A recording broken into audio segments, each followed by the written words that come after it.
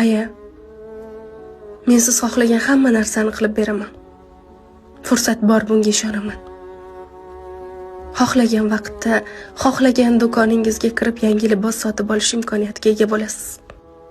Xohlagan paytingiz o'rtoqlaringiz bilan gap-gashtakka borasiz. Katta pul berasiz. Farzandim berdi, farzandim qildi deya faxrlanasiz, onajon.